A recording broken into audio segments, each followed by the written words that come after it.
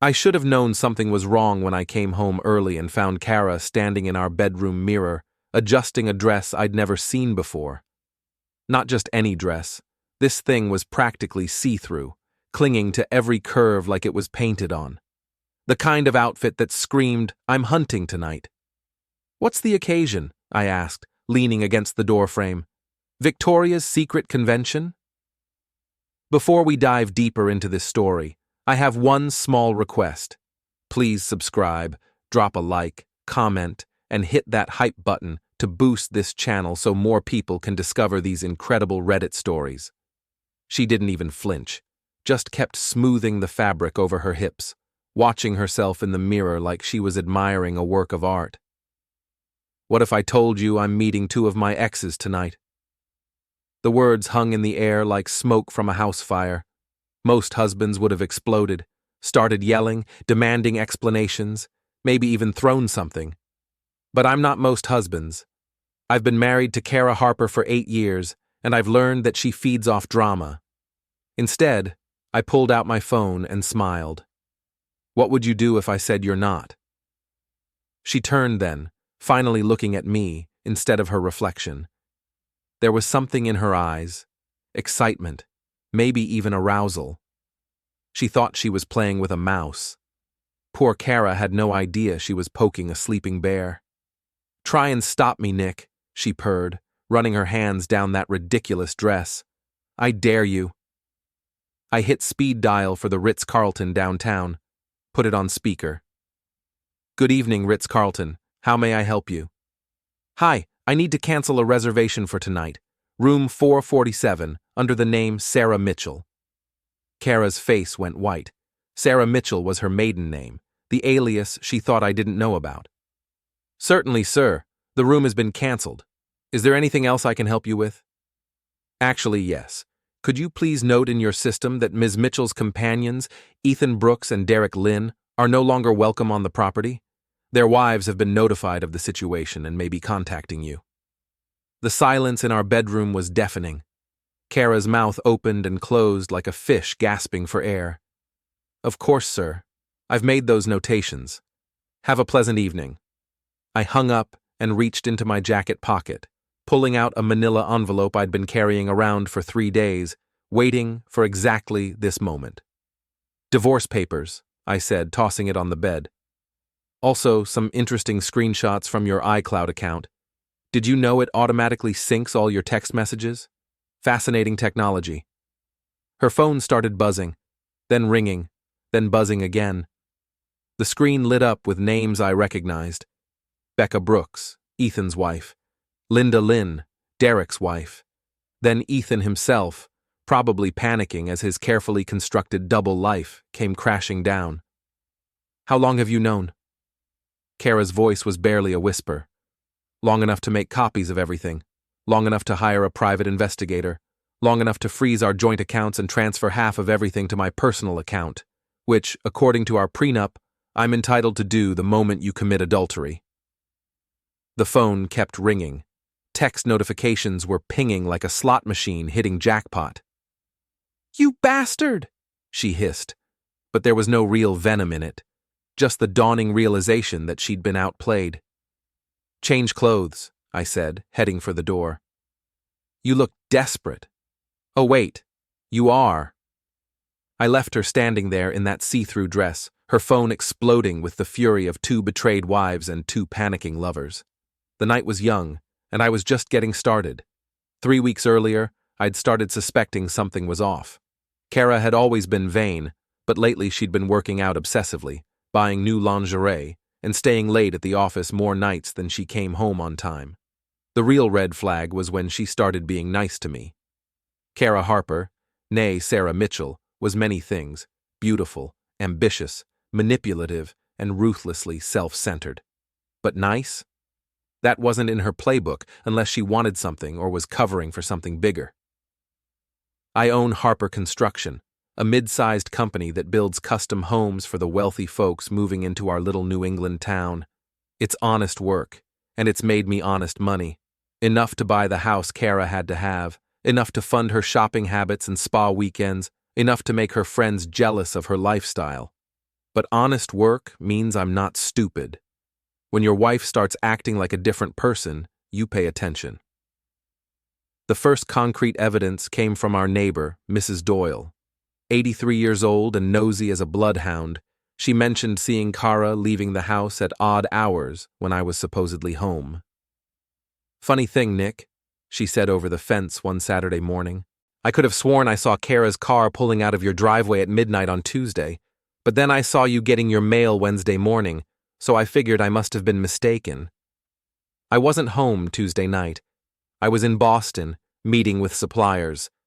Kara knew that. That's when I called Anita Parsons. Anita used to be a cop before she went private, 50-something, gray-haired, and tougher than a $2 steak. She specialized in cheating spouses, and she was very, very good at her job. "Most people make this harder than it needs to be," she told me over coffee at Mickey's Diner. "They want to follow them around, take pictures, hire actors to seduce them. All that TV nonsense. Truth is, 90% of cheaters document their own crimes these days. Social media, text messages, credit card statements. Your wife's probably got everything we need right there in her phone." She was right. Kara had never been good with technology, and she'd never changed the password on her iCloud account, the same password she'd used for everything since college, her maiden name plus her birth year. Real creative. Within a week, I had everything. Text messages planning hotel meetups, photos she'd sent to not one but two different men, Venmo payments to her friend Megan Carter for covering for her, even a detailed discussion about how Nick's too stupid to figure it out and too boring to care if he did. That last part stung, I'll admit. But it also made what I was planning a whole lot easier. The two men were exactly what you'd expect from Kara's type. Ethan Brooks, a real estate agent who drove a BMW and wore more hair gel than a boy band. Derek Lynn, a tech entrepreneur with a Tesla and a superiority complex. Both married, both fathers, both convinced they were God's gift to unsatisfied housewives. Their wives were a different story entirely. Becca Brooks was a divorce attorney, ironic, considering her husband's extracurricular activities. Linda Lynn worked in corporate finance and had the kind of icy demeanor that suggested she didn't forgive easily. Perfect. I spent 2 more weeks gathering evidence, documenting everything, and planning my approach. Anita helped me understand the legal angles, making sure everything I was planning stayed on the right side of the law. The last thing I needed was to give Kara ammunition for a better divorce settlement. "Revenge is a dish best served cold," Anita said, "but humiliation is best served in public with plenty of witnesses." My foreman, Rick Soto, was the only person I trusted with the whole plan. Rick had worked for me for 5 years, and he'd seen how Kara treated me when she thought no one was looking. The condescending comments, the eye rolls, the way she talked about me to her friends like I was some kind of trained pet. "Boss," Rick said when I laid out the plan, "you sure you want to go this far? I mean, she's still your wife." "Was my wife," I corrected. "The woman upstairs planning to screw 2 married men in a hotel room? I don't know who that is, but she's not the woman I married." Rick grinned. "In that case, let's burn it all down." The Millfield Autumn Festival happens every October, right in the town square. Local vendors, craft booths, live music, and enough gossip to fuel a small city. It's the kind of event where everyone shows up, whether they want to or not, because not showing up means you become the subject of the gossip instead of a participant in it. I'd been planning to skip it this year, but after Friday night's revelation, I changed my mind. Public venues are perfect for certain kinds of conversations, especially when you want witnesses. Kara was there, of course. She'd managed to pull herself together after her phone stopped ringing long enough for her to get some sleep. She was working the crowd like a politician, playing the role of the wronged wife whose husband had misunderstood the situation. "It's all a big misunderstanding," I heard her telling Janet Morrison from the library. "Nick found some old text messages and jumped to conclusions. You know how men get when they feel threatened." Old text messages.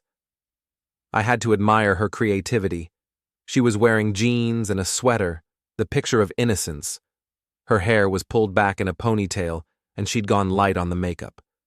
The grieving wife costume, designed to generate sympathy and make me look like the unreasonable husband. Too bad I'd already talked to Janet Morrison, and about 30 other people. "Nick!" Megan Carter appeared at my elbow like a bad rash. "I'm so glad you're here. Kara's been worried sick about you. She said you two had some kind of fight?" Megan was Kara's best friend and chief enabler. 38 years old, works in marketing for some startup, and possesses the moral flexibility of a yoga instructor.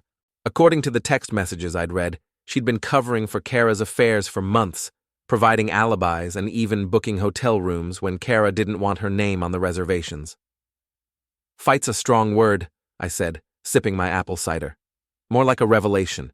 Speaking of which, how's your Venmo account these days? Getting a lot of use?" The color drained from her face.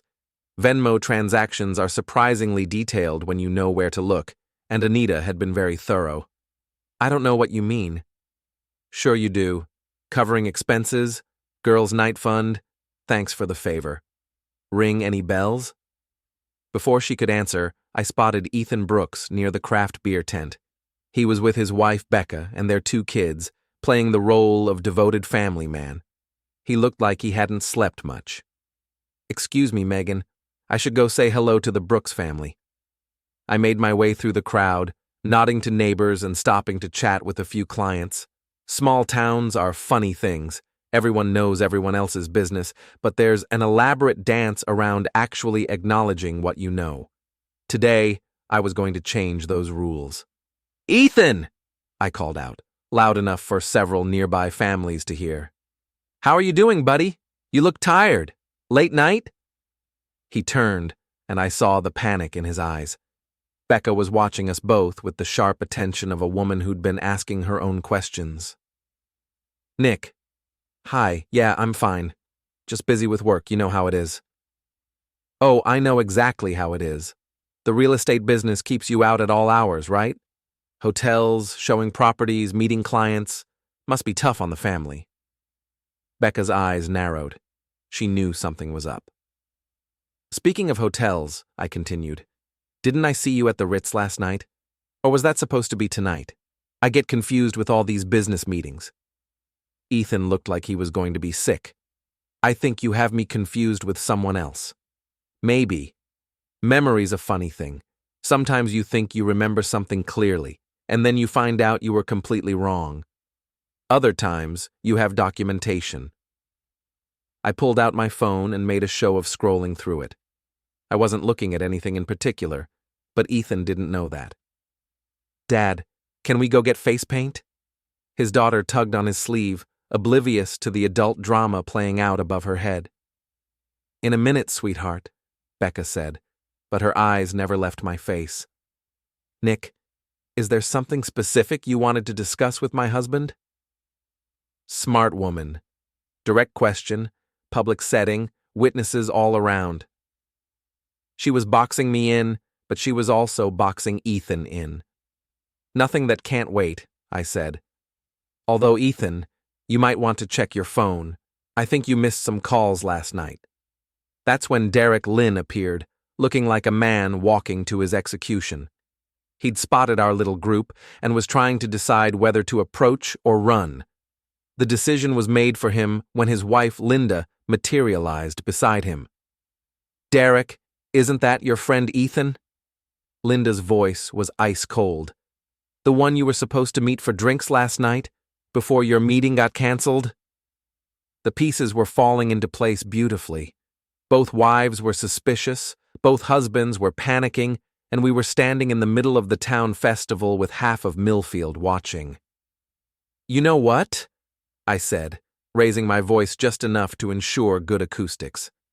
"I think there's been a lot of confusion lately. Mixed signals, canceled meetings, misunderstandings. Maybe we should all sit down sometime and clear the air, all of us, together." The silence that followed was the kind you hear right before a thunderstorm breaks. Ethan and Derek looked like they wanted to disappear into the ground. Becca and Linda looked like they wanted answers. And Kara, who had been slowly working her way over to our group, looked like she wanted to kill me. "That's a wonderful idea," Becca said. "I think we should definitely all get together, soon." "Perfect," I said. "I'll be in touch." I walked away, leaving the four of them standing there like actors who'd forgotten their lines. Behind me, I could hear the low buzz of conversation starting up as the festival crowd began processing what they'd just witnessed. Rick appeared at my side, grinning like a kid on Christmas morning. "Boss, that was beautiful. You just lit about 6 different fuses at once." "The night's still young," I said, "and I'm just getting warmed up." By Sunday night, the whole town was buzzing. Mrs. Doyle had called me twice to check in, which was her way of fishing for details. The guys at Mickey's Diner were taking bets on how long the Brooks and Lynn marriages would last, and according to Rick, who had his ear to the ground better than anyone, Kara had spent most of Saturday on the phone with Megan, trying to figure out how much I actually knew. The answer was everything, but I wasn't ready to show my full hand yet. I was working late at the construction site, going over blueprints for the Morrison house, when I heard a car pull up. The site was supposed to be empty. We'd wrapped up work on Friday, and the crew wouldn't be back until Tuesday morning. Through the trailer window, I saw Ethan Brooks climbing out of his BMW. He looked around nervously, then started walking toward the half-finished foundation, probably looking for me. I grabbed my flashlight and headed outside. Rick had stayed late to help me move some equipment, and I could see him working near the cement mixer about 50 yards away. "Ethan," I called out, "this is a surprise. Little late for a social call, isn't it?" He spun around, and I could see the desperation in his face. "We need to talk." "About what? Real estate? I'm pretty happy with my current property situation." "You know what about." He stepped closer, trying to look intimidating. Ethan was maybe 5'10", soft around the middle, with hands that had never done a day of manual labor. "I'm 6'2", 200 pounds, and I've been swinging hammers since I was 16. "Actually, I don't. Why don't you enlighten me?" "Whatever you think you know about me and Kara, you're wrong." "Am I?" "That's interesting, because I haven't accused you of anything. Yet." Rick had noticed our conversation and was slowly working his way closer, carrying a crowbar, just in case. "Look," Ethan said, "I don't know what kind of game you're playing, but it needs to stop. You're going to destroy innocent people." "Innocent people?" I laughed. "That's rich. Tell me, Ethan, what exactly would an innocent person be doing at the Ritz-Carlton on a Friday night while his wife thinks he's at a business dinner?" "I was at a business dinner." "With my wife? That's a hell of a coincidence." He was sweating now, despite the cool October air. We never what? Never planned to meet her in room 447? Never sent her photos of what you wanted to do to her? Never told her how much better you'd treat her than her boring husband?" Each word hit him like a physical blow. His mouth opened and closed, but no sound came out. "Here's what's going to happen," I said, stepping closer. "You're going to get in your car, drive home to your wife and kids, and you're going to tell them the truth. All of it. Because if you don't, I will. You can't prove anything." I pulled out my phone and started scrolling through screenshots. "Want to bet? I've got text messages, photos, hotel receipts, Venmo transactions. I've got enough evidence to end your marriage, your career, and your reputation in this town. The only question is whether you want to control the narrative or let me do it for you." Rick had moved close enough to be clearly visible, still holding that crowbar. He wasn't threatening anyone, just making his presence known. "This is blackmail," Ethan said. "No, this is consequences. Blackmail would be if I asked you for money to keep quiet. I'm not asking for money. I'm asking for honesty. Novel concept, I know." Ethan looked around the construction site, the heavy equipment, the dark corners, the isolation. I could see him calculating his options and coming up empty. "What about Derek? Are you going to destroy him too?" "Derek's a big boy. He can make his own choices about how to handle his situation. just like you can make yours. And Kara? Kara stopped being my problem the minute she decided to turn our marriage into a lie. He stood there for another minute, looking like a man trying to decide whether to jump off a cliff or wait to be pushed. Finally, he pulled out his phone. What are you doing? Calling Derek. If we're going down together. That's the first smart thing you've said all night. He walked back toward his car, phone pressed to his ear. I could hear fragments of the conversation. Derek's name, something about, he knows everything, and what sounded like panic. Rick walked over, still carrying the crowbar. Think he'll actually tell his wife? Doesn't matter. She already knows something's up. After yesterday's performance at the festival, both wives are asking questions. It's only a matter of time. What about Kara? I looked back at the construction trailer, then at the lights of town twinkling in the distance. Somewhere out there, my wife was probably planning her next move, trying to figure out how to spin this situation to her advantage. Kara's about to learn that some games have consequences she never saw coming. By Wednesday, the dominoes were falling exactly as I'd hoped. Becca Brooks had hired a private investigator of her own, not Anita, but someone from the city. Linda Lynn had moved out of the house she shared with Derek and was staying at the Marriott with their kids, and Kara had finally figured out that her iCloud account had been compromised. "You've been reading my messages," she said over breakfast, like she was accusing me of leaving the toilet seat up. "Among other things. That's illegal, invasion of privacy. Actually, it's not. We're married and it's a shared account on a shared phone plan. I checked with a lawyer." She stared at me across the kitchen table, probably trying to figure out what other surprises I had in store. She was wearing a silk robe and had her hair in curlers, getting ready for another day of playing the victim around town. "What do you want, Nick?" "I want you to stop lying. I want you to stop pretending you're the injured party here, and I want you to sign the divorce papers." "I'm not signing anything until I talk to my own lawyer." "That's your right. But while you're talking to lawyers, you might want to ask them about adultery clauses in prenuptial agreements, specifically how they affect asset division." The color drained from her face. She'd forgotten about the prenup, or more likely, she'd never bothered to read it carefully. The document was very clear about what happened to our shared assets if either party committed adultery. "You a jerk. I learned from the best." My phone buzzed with a text from Rick. "Package delivered. Both targets confirmed receipt." The package was a simple manila envelope containing copies of all the evidence I'd gathered, along with a note suggesting that honesty might be their best policy.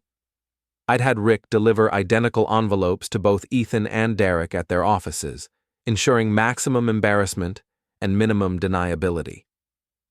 "I have to go to work," Kara said, standing up from the table. "Actually, you don't.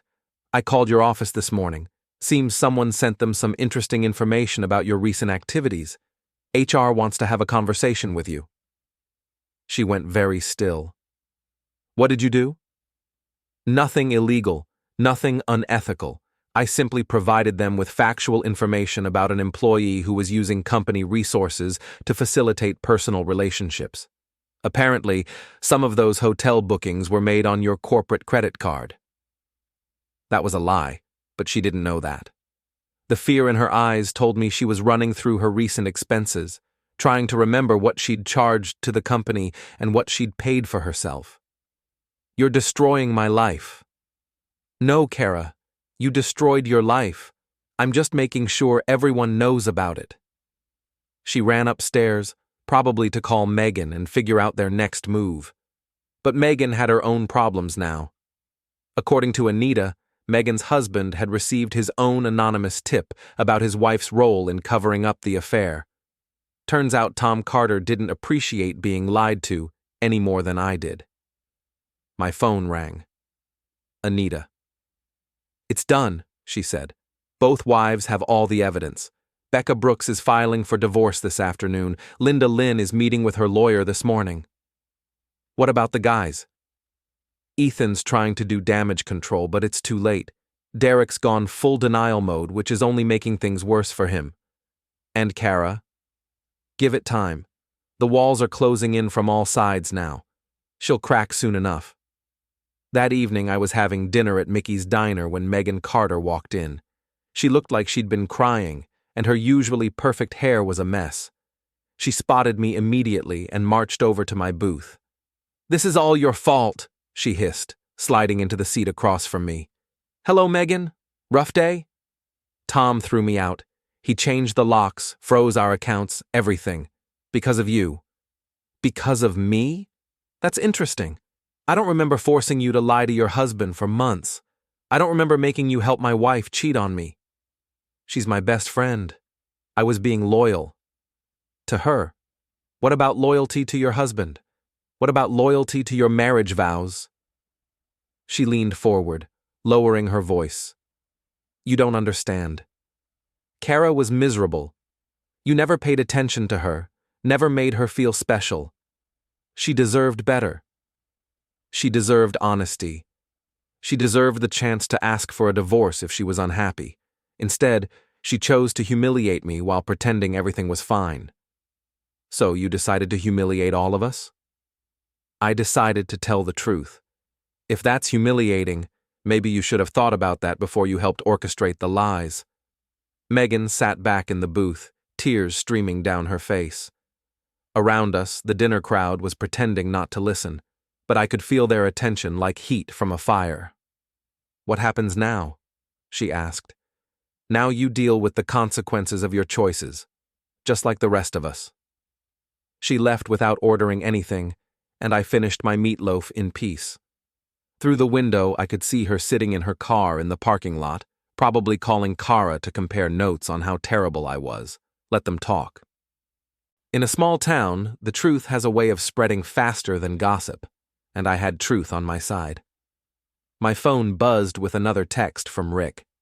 "Boss, you need to see the news. Channel 7. I asked Mickey to turn up the TV. The local news was running a story about a real estate fraud investigation. Ethan Brooks's name was prominently mentioned, along with allegations of misrepresenting property values and kickbacks from mortgage brokers. Interesting timing. Almost like someone had decided that if Ethan was going down anyway, they might as well settle some old scores. I left a 20 on the table and headed home. Kara's car wasn't in the driveway, which meant she was probably at Megan's place planning their next move. Too bad Megan didn't have a place anymore. Friday night, exactly 1 week after the dress incident, I was sitting in my living room when Kara finally came home. She looked exhausted, defeated, and older than her 38 years. Her perfect hair was limp, her makeup was smudged, and she was wearing the same clothes she'd had on that morning. "Where have you been?" I asked, not looking up from my book. "Megan's staying at the motel on Route 9. I've been helping her figure out what to do next." "Generous of you, considering your own situation." She sat down on the couch across from me, keeping her distance. "Nick, we need to talk." "I'm listening." "This has gone far enough. You've made your point. You've hurt everyone you wanted to hurt. Can we please just stop?" "Stop what?" "This revenge campaign. This systematic destruction of everyone's lives." I closed my book and looked at her directly. "Kara, I haven't destroyed anyone's life. I've simply revealed what was already there. The lies, the betrayals, the complete disregard for the people who loved and trusted you." "Ethan lost his job. Derek's wife took their kids and moved back to California. Megan's husband filed for divorce and kicked her out of their house." And? "And don't you feel bad about any of it?" "Should I? Should I feel bad that Ethan's real estate fraud finally caught up with him? Should I feel bad that Derek's wife discovered her husband was a serial cheater? Should I feel bad that Megan's husband learned his wife had been lying to him for months? You orchestrated all of this." I revealed the truth. What people did with that truth was their choice. She was quiet for a long moment, staring at her hands. "What about us? Is there any chance we can work this out?" "Work what out? The fact that you were planning to sleep with 2 married men in a hotel room? The fact that you've been lying to me for months? The fact that you think I'm too stupid and boring to deserve honesty? I never said you were stupid. No, you texted it, to multiple people. Very different thing. She started crying then. Real tears, not the crocodile tears she'd been using around town all week. I made a mistake. I was stupid and selfish and I hurt you. But does that mean our entire marriage has to end? Our marriage ended the minute you decided I wasn't worth being faithful to. Everything since then has just been paperwork. I never actually slept with them. Because I stopped you, not because you chose not to. But I didn't do it. Doesn't that count for something? I stood up and walked to the window, looking out at our neighborhood. Nice houses, well-maintained lawns, the American dream in suburban form. All of it built on the assumption that people keep their promises, honor their commitments, tell the truth to the people they love. Kara, if I hadn't found out, would you have gone through with it? She was quiet for so long I thought she wasn't going to answer. Yes, she finally whispered. Then no, it doesn't count for something.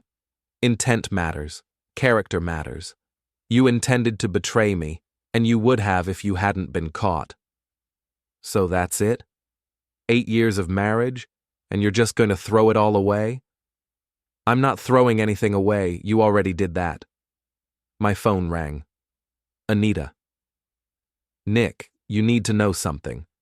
Kara's been trying to hire a private investigator to dig up dirt on you. She contacted 3 different firms in the past 2 days.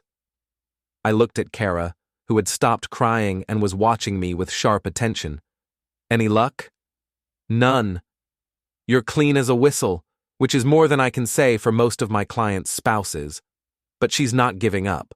Word is, she's planning something desperate. Such as? False accusations, domestic violence, maybe financial abuse. Anything to shift the narrative and improve her position in the divorce. I hung up and turned back to Kara. Planning to accuse me of hitting you? Her face went white. I don't know what you're talking about. Sure you do. It's the oldest play in the book. Cheating wife gets caught, suddenly remembers years of abuse that no one ever witnessed and she never reported. I would never... You would never what? Lie? Cheat? Betray someone who trusted you? Because we've already established that you'll do all of those things. She stood up, anger replacing the tears. You think you're so smart, don't you? You think you've got everything figured out. I think I've got you figured out. Do you? Because I've got news for you, Nick. This isn't over. Not by a long shot. Actually, it is. I walked to the front door and opened it. Standing on my porch were Becca Brooks and Linda Lynn, both looking like they'd dressed for war. Ladies, I said, right on time. Kara's mouth fell open. What is this? This, said Becca, stepping into my living room, is a conversation we should have had a long time ago. Linda followed her in, carrying a briefcase. Kara, we need to talk. About what? About our husbands, Becca said. About what you did to our families, and about what happens next. Kara looked around the room like a trapped animal. I don't have to listen to this.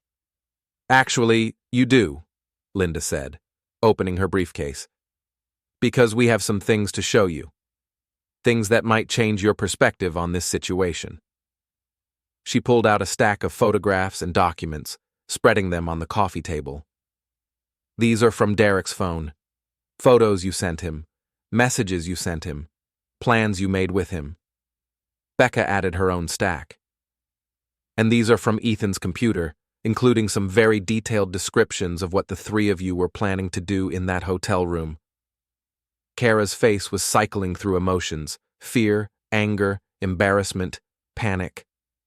Here's what's going to happen, Becca continued. You're going to sign a statement admitting to your affairs with both of our husbands. You're going to agree not to contact either of them ever again. And you're going to drop any plans you have to make false accusations against Nick. And if I don't? Linda smiled, but there was no warmth in it. Then these photos and messages get posted on every social media platform in town. Your employer gets copies. Your family gets copies.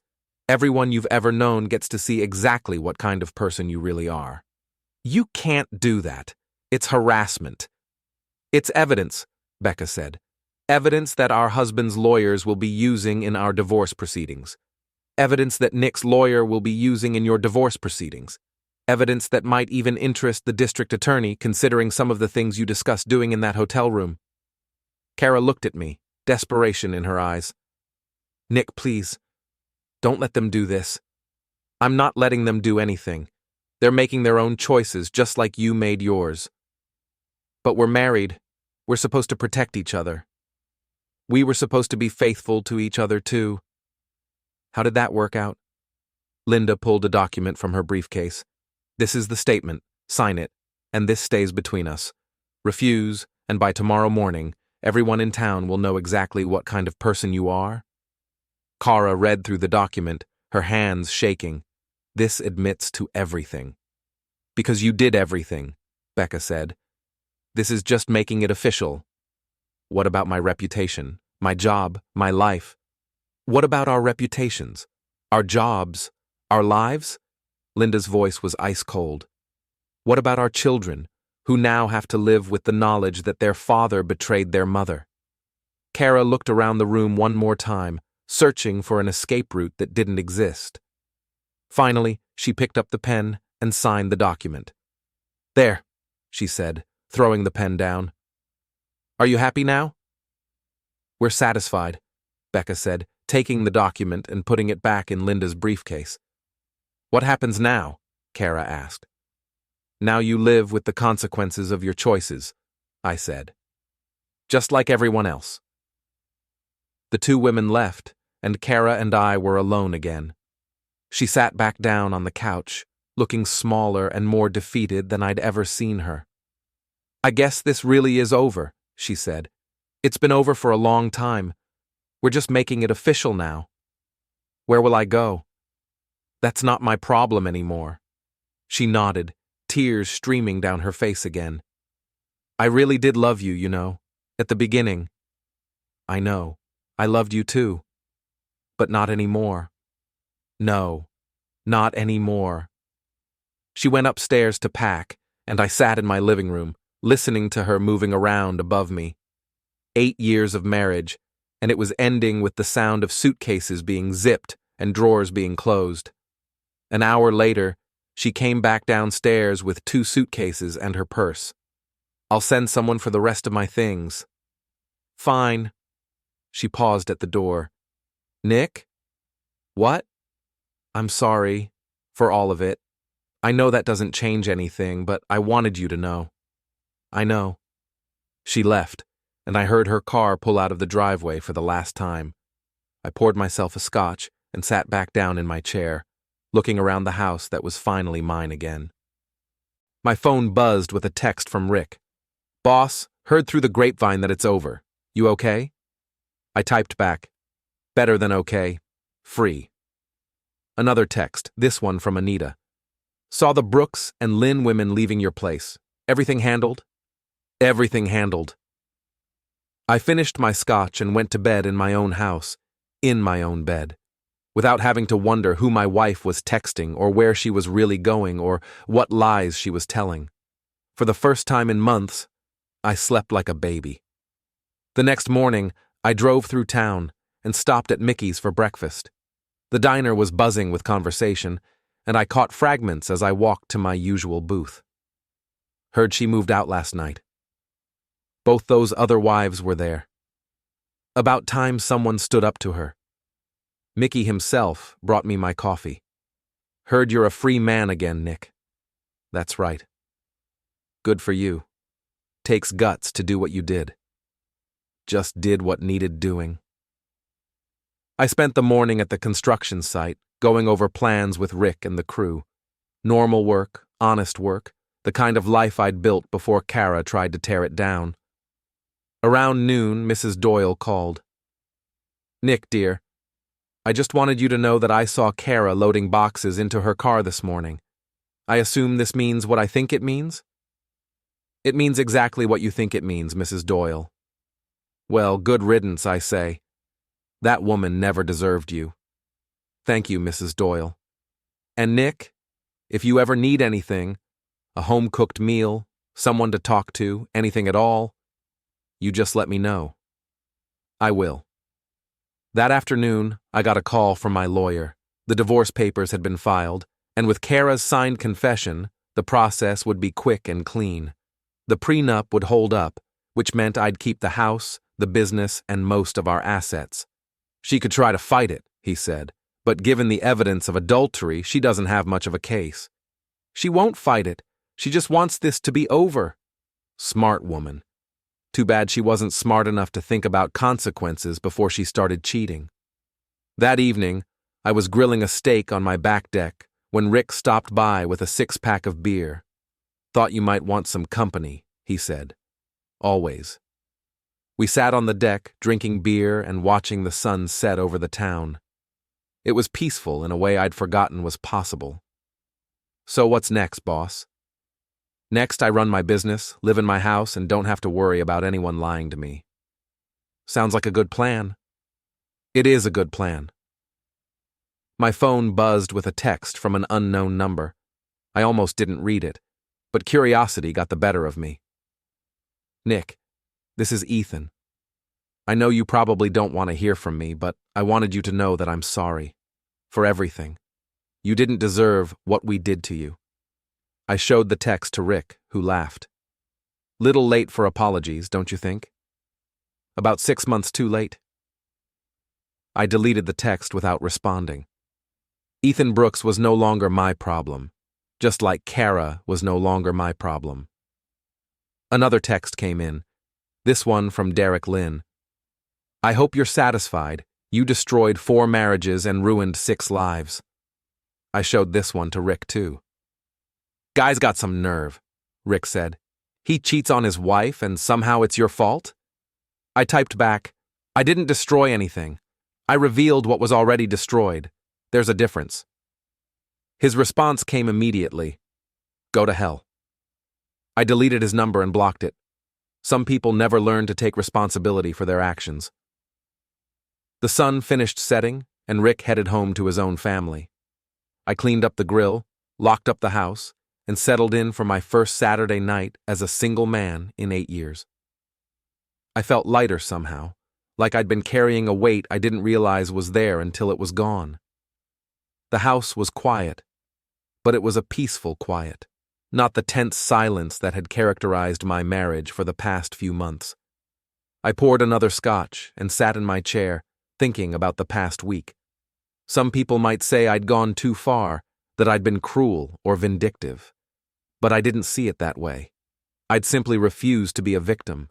I'd refused to let Kara and her friends turn me into the fool who didn't know his wife was cheating. I'd refused to let them control the narrative or paint me as the bad guy. Most importantly, I'd refused to let them get away with it.